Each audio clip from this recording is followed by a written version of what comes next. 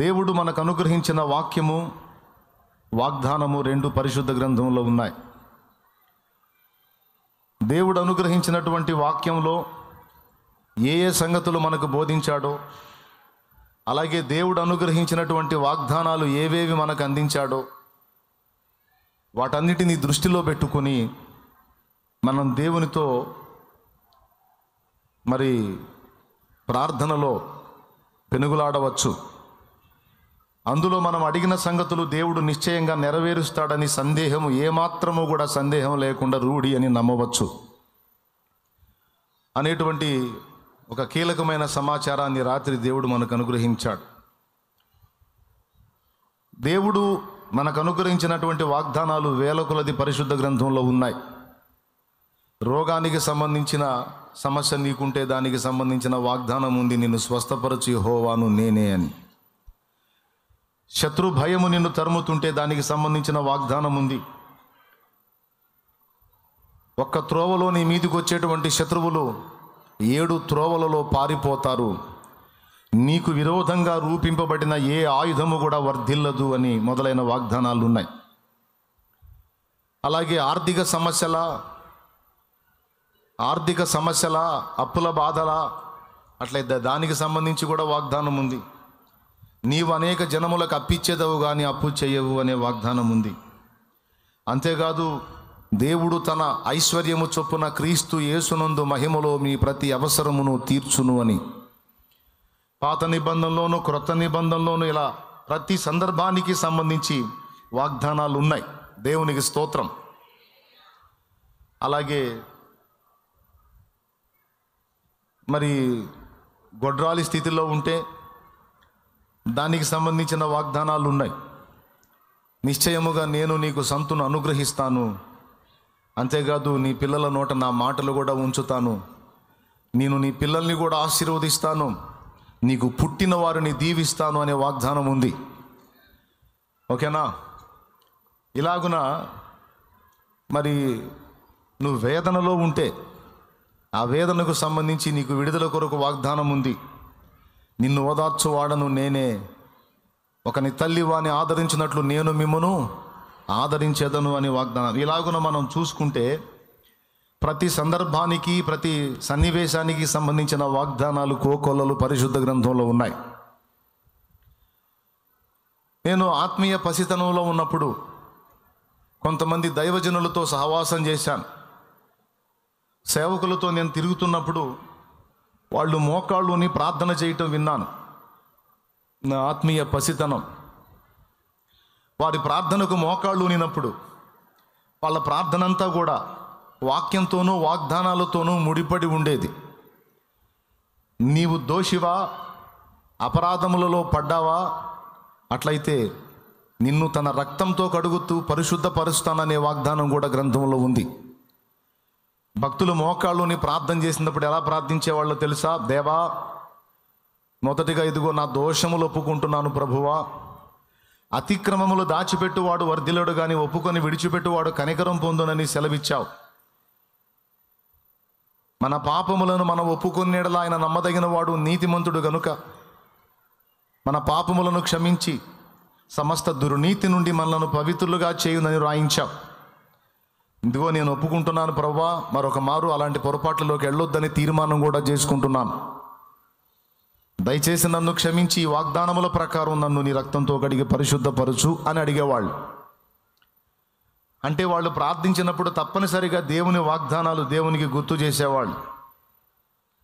కీర్తనల గ్రంథం మీరు చూస్తే దేవునికి భక్తులు వాగ్దానాలు గుర్తు చేశారు.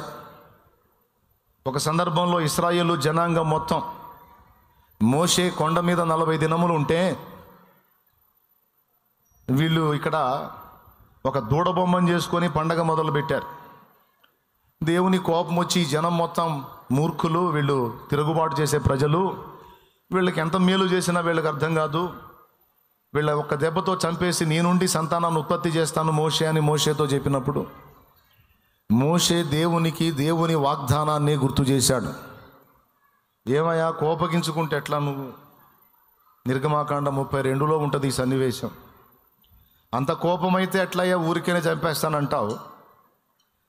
మా పితరులకు నువ్వేం వాగ్దానం చేశావు? అబ్రహాం, ఇస్సాకులు, యాకోబులకు ఏం వాగ్దానం చేశావు? ఆ వాగ్దానం మర్చిపోయావా? ఐగుప్తులో నుంచి నీ ప్రజల్ని విమోచించి తెచ్చేటప్పుడు ఎంత గంభీరంగా తెచ్చావు? వాళ్ళు నవ్వరా? వాళ్ళు దుర్మార్గులని వాళ్ళ దేవుడికి కూడా తెలుసు. వాళ్ళ దేవుడికి కూడా వాళ్ళని మార్చుకోవడం చేతకాక చంపేశాడు అనరా? నీకు అవమానం కదూ? ఆయన నీ దాసులకు నువ్వు ఇచ్చిన వాగ్దానం తప్పిపోయినట్టు కదూ? అన్ని గోత్రాలను నాశనం చేసిన ఆ ఒక్క గోత్రాన్ని మిగిలిస్తే నీ వాగ్దానం ఏమవుతుంది అని వాగ్దానమే గుర్తు చేశాడు. ఎందుకు ఇలా వాగ్దానాలు గుర్తు చేయాలంటే, దేవుడు కార్నర్ అవుతాడండి. ఇక దేవుడు చిక్కిపోతాడు వాగ్దానాలు ఎత్తినప్పుడు. నేను చెప్తుంది తప్పుగా అర్థం చేసుకోవద్దు. దేవుడు కార్నర్ అవ్వటం ఏంటి, దేవుడు చిక్కిపోవటం ఏంటంటే, ఆ చనువు మనకు ఆయన దగ్గర ఉంది. ఆయన మన అయ్య, మన బాబు, మన తండ్రి, మన అబ్బా. దేవునికి స్తోత్రం. ఆ చనువు మనకుంది. ఎందుకంటే ఆయన రక్తము చేత కడగబడ్డాం, బాప్తిస్మం పొంది, పరిశుద్ధాత్మను పొంది, అబ్బా తండ్రి అని మొరపెట్టి ఆత్మను పొందుకున్నాం. మనకు ఆ చనువు ఉంది. తగాదేసుకోవచ్చు. నువ్వే చెప్పావుగా, ఇట్లా చేస్తా అట్లా చేస్తానని చెప్పావుగా, మరి చేయలేదే మన వాదన వేసుకోవచ్చు. ఏం తప్పు పట్టాడు. అవును కదా, అన్నాను కదా, ఇదిగో చేస్తున్నాను అంటాడు. అయితే వాగ్దానానికి వెలుపట మనం అడగటానికి లేదు. వాగ్దానము పరిధిలోనే, వాక్య పరిధిలోనే మనం అడగాలి. అడిగినవన్నీ కూడా పొంది ఉన్నామని నమ్మాలి. యేసు ప్రభువారు చెప్పాడు మార్కు సువార్త 11లో, మీరు ప్రార్థనలో అడుగు వాటినెల్లను పొంది ఉన్నామని నమ్ముడి, అప్పుడు అవి మీకు అనుగ్రహింపబడును అనే మాట చెప్పాడు. యాకోబు రాసిన పత్రిక 1:5-6లో, మీలో ఎవరికైనాను జ్ఞానము కొదువుగా ఉన్న ఎడల అతడు దేవుణ్ణి అడగవలెను. దేవుడు ఎవరిని గద్దింపక అందరికీ ధారాళముగా దయచేస్తాడు. అయితే అడుగువాడు ఏమాత్రమును సందేహింపక అడగవలెను అన్నాడు. రాత్రి చెప్పుకున్న దానిలో మనకి బలం ఏంటంటే, వాక్యము వాగ్దానాన్ని ఆధారం చేసుకొని మన ప్రార్థనలు ఉంటే ఖచ్చితంగా వాటికి దేవుడు ఉత్తరం ఇవ్వాలి అనే నిశ్చయత మనకు ఉంటుంది. ఇక డౌట్ అనేది ఉండదు. ఈ వాక్యం వాగ్దానం ఎత్తిపట్టి కూడా ఏదో అడిగాను కానీ దేవుడు చేస్తాడంటావా అనే డౌట్ పెట్టుకుంటే నువ్వు వాక్యాన్ని వాగ్దానాన్ని నమ్మనట్టు అవుతుంది. సందేహపడువానికి ఏమీ దొరకదు. అతడు గాలి చేత రేపబడి ఎగిరిపడు సముద్ర తరంగమును పోలి ఉండును. అట్టివాడు, అట్టి మనుషుడు తన సమస్త మార్గములలో ద్విమనస్కుడు గనుక ప్రభు వలన తనకేమైనా దొరుకునని తలంచుకొనరాదు అన్నాడు. అంటే అడిగేవాడు ఏమాత్రము సందేహించకుండా అడగాలి అని వార్నింగ్ ఇచ్చాడు అనేక చోట్ల. సందేహం లేకుండా మనం దేవుణ్ణి అడగాలంటే మనకు ఆధారం వాక్యము వాగ్దానమే. అడిగి ఏమాత్రం డౌట్ పెట్టుకోకుండా వాక్య ప్రకారం నేను అడిగాను, వాగ్దాన ప్రకారం నేను అడిగాను, నా తండ్రి తప్పకుండా నాకు దయచేస్తాడు. ఓకేనా? ఒకవేళ నేను అడిగినట్టు చేయకపోయినా ఇంకా బెటర్ చేస్తాడు, ఇంకా శ్రేష్టంగా చేస్తాడు. ఎందుకంటే ఆయన మా నాన్న. ఓకేనా? అలాగున మనం దేవుణ్ణి అడిగేటప్పుడు పూర్ణ నిశ్చయతతో అడగాలనే పాఠాన్ని రాత్రి మనం నేర్చుకున్నాం.